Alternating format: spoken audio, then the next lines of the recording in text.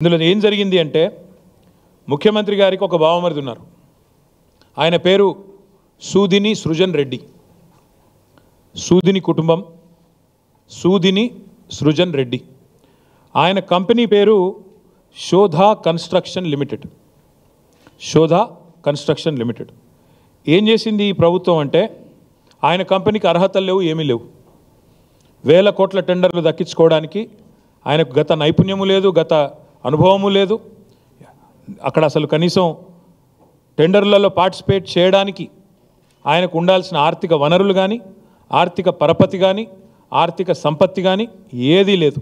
అందుకే ఏం చేశారంటే ముఖ్యమంత్రి గారి డిపార్ట్మెంటు ఆయన స్వయంగా జోక్యం చేసుకొని ఈ పబ్లిక్ హెల్త్ టెండర్లలో ఆయన చేసింది ఏంటంటే Indian Hume pipe company limited, IHP అంటారు దాన్ని అడ్డం పెట్టారు. అడ్డం పెట్టి ఐహెచ్పిని పిలిపించి మీరు బిడ్ చేయండి అని చెప్పి ఆ కంపెనీతో బిడ్ వేయించి ఆ కంపెనీ మొత్తానికి టెండర్ వచ్చేటట్టు చేసిండ్రు. చేసి ఏం చేసిండ్రు తర్వాత ఆ కంపెనీకి రాసిన ఉత్తరం ఇది.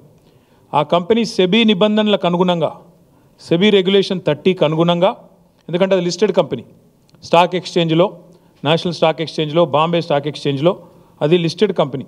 వాళ్ళు ఏం చేసినారు, మాకు ఇగో 1137 కోట్ల వర్క్ వచ్చింది, ఇందులో ఇదొక్కటే మాకు దొరికింది, ఇంకా దొరకని చాలా ఉన్నాయి, అందుకే 8,888 కోట్ల కుంభకోణం అంటున్నాం. ఐహెచ్పి అనే కంపెనీ వారు ఎన్ఎస్సికి బిఎస్సికి ఏం రాసినారంటే ఈ 1137 కోట్ల వర్క్ నాకు తెలంగాణలో water supply projects and sewerage projects under Amrit 2 by government of Telangana మాకు వర్క్ వచ్చింది. అందులో మేము ఐహెచ్పి అనే కంపెనీ కేవలం 20% మాత్రమే మేము ఎగ్జిక్యూట్ చేస్తాము. ఇలా స్పష్టంగా వాళ్ళే రాసిండ్రు, మీకు ఈ కాపీ పంపిస్తా చూసుకోవచ్చు. అంటే 1137 కోట్ల వర్కులో ఏ కంపెనీ అయితే అర్హతలు ఉన్న కంపెనీ ఉందో ఆయననేమో 20% పనిచేస్తాడట. ముఖ్యమంత్రి బామ్మర్ది మాత్రం 80% పని మాత్రం ముఖ్యమంత్రి బామ్మర్ది మాత్రం చేస్తారంట. అంటే ఈ ఇండియన్ హ్యూమ్ పైప్ అనే కంపెనీని ఒక శిఖండి సంస్థలాగా అడ్డం పెట్టుకొని ఇవాళ సూదిని సృజన్ రెడ్డి, అనుముల రేవంత్ రెడ్డి ఇద్దరూ కలిసి ప్రజాధనాన్ని కొల్లగొడతా ఉన్నారు. ఇదే కంపెనీ తన సొంత బావమరిది సూదిని సృజన్ రెడ్డికి సంబంధించిన శోధా కన్స్ట్రక్షన్, దాంతోపాటు ఏఎంఆర్ ఇండియా కంపెనీలతోని జాయింట్ వెంచర్ ఏర్పాటు చేసి వాళ్ళు ఈ వర్క్ వాళ్ళకు వచ్చేటట్టు మొత్తానికి ముఖ్యమంత్రి గారే స్వయంగా అధికారుల మీద ఒత్తిడి తెచ్చి ఈ కార్యక్రమాన్ని పురపాలక శాఖనే కేంద్ర బిందువుగా జరుగుతూ ఉంది. ఇక్కడ ఒక చాలా ముఖ్యమైన పాయింట్ మిత్రులందరూ గమనించాల్సింది ఏంటి అంటే గతంలో ఆఫీస్ ఫర్ ప్రాఫిట్ అనే ఒక ప్రివెన్షన్ ఆఫ్ కరప్షన్ యాక్ట్, అవినీతి నిరోధక చట్టం ఒకటి వచ్చింది 88లో. ఆనాడు రాజీవ్ గాంధీ గారు ప్రధానమంత్రిగా ఉన్నారనుకుంటాను. దానిలో ఒక అమెండ్మెంట్ 2018లో చేసినారు. దానిలో సెక్షన్ 7, సెక్షన్ 11, సెక్షన్ 13 మీరు దయచేసి చూసుకోవచ్చు. ఇది ప్రివెన్షన్ ఆఫ్ కరప్షన్ యాక్ట్ 1988 అమెండ్మెంట్లో ప్రకారం సెక్షన్ 7, 11, 13 ప్రకారం చాలా స్పష్టంగా చెప్పారు. అందులో if a chief minister or any other public official misuses there position to provide undue advantages to family members, they can be prosecuted under this act. ఇది prevention of public corruption act. ఇదేదో ఆషామాషి act కాదు. ఎందుకు ఆషామాషి act కాదంటున్నా అంటే ఇదే act కింద పెద్ద పెద్ద వాళ్ళు ఉద్యోగాలు పోయినాయి. ఎవరది? శ్రీమతి సోనియా గాంధీ ఆనాడు నేషనల్ అడ్వైజరీ కౌన్సిల్ చైర్మన్గా, మరొక వైపు మెంబర్ ఆఫ్ పార్లమెంట్ ఉండే రాయ్బరేలీ ఆమెతో ఏదో ఒకటి ఉంటే 2 పదవుల్లో ఎట్లుంటారు మీరు?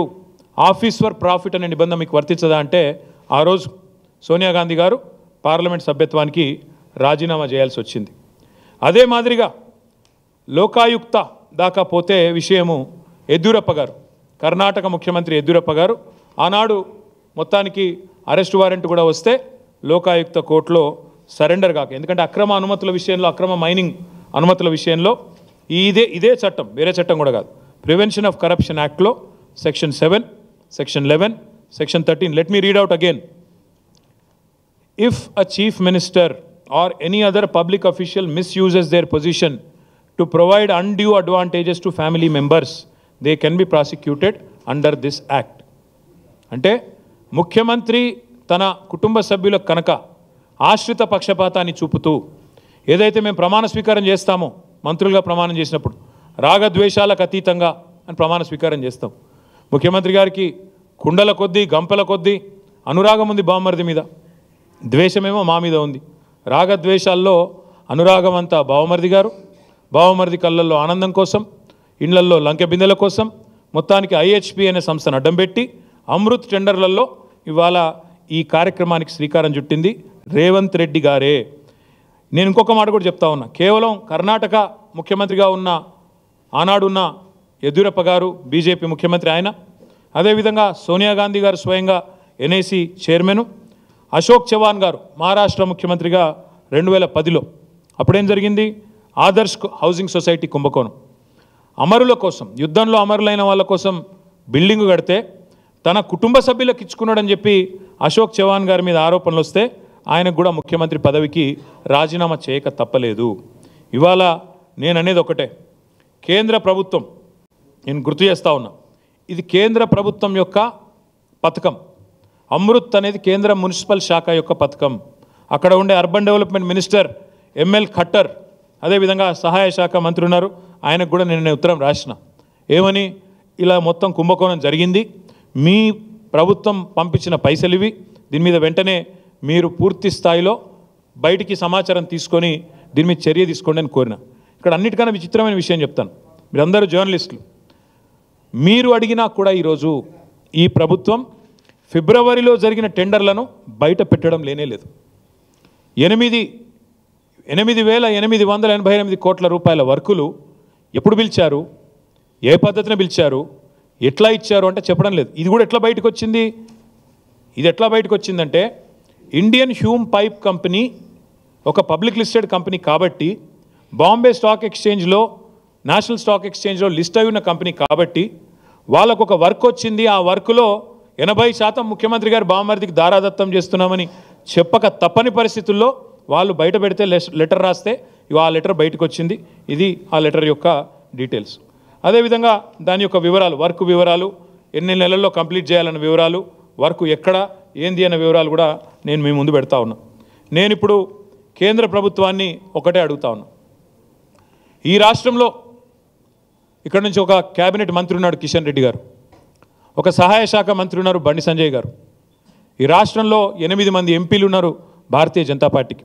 నేను వారిని ఒకటే అడుగుతా ఉన్నా, కాంగ్రెస్ బీజేపీ కుమ్మక్కు కాకపోతే కేంద్ర ప్రభుత్వానికి సంబంధించిన ఈ అమృత్ పథకంలో ఇప్పటిదాకా జరిగిన ఈ టెండర్ల మీద పూర్తి స్థాయి విచారణ కేంద్ర ప్రభుత్వం వెంటనే ఆదేశించాలి.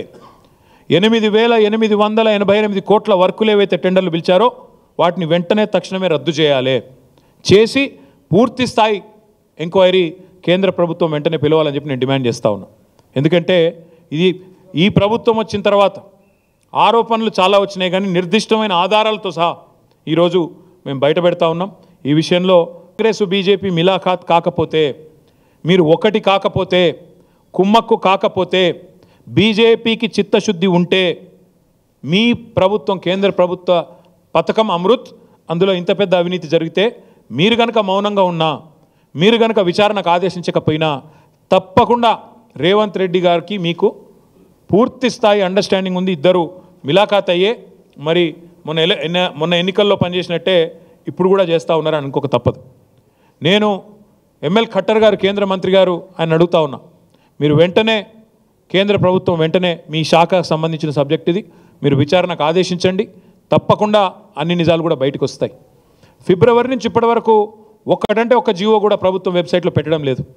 టెండర్లు ఎక్కడ పోయినాయి, ఏమైనాయి చెప్పడం లేదు. అందుకే మేము అడిగేది, ఈ అన్ని టెండర్లను 8,888 కోట్లు ముఖ్యమంత్రి బావమరిది, ముఖ్యమంత్రి కుటుంబ సభ్యుల ప్రమేయంతో జరిగిన దీన్ని వెంటనే రద్దు చేయాలని చెప్పి డిమాండ్ చేస్తూ ఉన్నాం.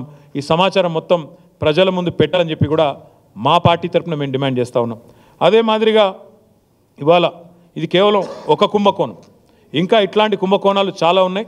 మీకు ధారావాహికగా రేపటి నుంచి ఎల్లుండి నుంచి ఒక్కొక్కటి కొడంగల్ లిఫ్ట్ ఇరిగేషన్ ఏంది, అక్కడేం జరిగింది, ఇంకా అదేంది ఫోర్త్ సిటీ, 4 బ్రదర్స్ సిటీ ఏంది, 4 బ్రదర్స్ ఎట్లా అక్కడ ఏం చేస్తున్నారు, ఇవన్నీ కూడా ధారావాహికగా మీకు బ్రహ్మాండంగా అందజేస్తాం, రాష్ట్ర ప్రజలకు కూడా తెలియజేస్తాం.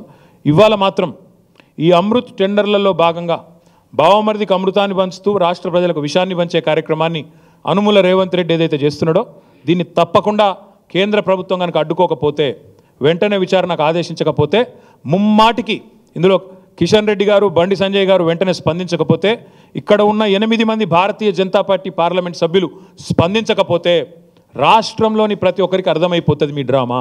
మీ ఇద్దరు కలిసి ఆడుతున్న నాటకం అర్థమవుతుంది. మొదలు ఒక 2 రోజులు మహేష్ రెడ్డి అని ఎమ్మెల్యే ఇక్కడ ఎల్పీ లీడర్ ఆయన మాట్లాడండి దీని మీద. మళ్ళీ పైకి వెళ్ళి ఏం ఆదేశాలు వచ్చినాయో సపరేట్గా నోరు మూసుకున్నాడు, మళ్ళీ నోరు తెరవలేదు ఇప్పటిదాకా.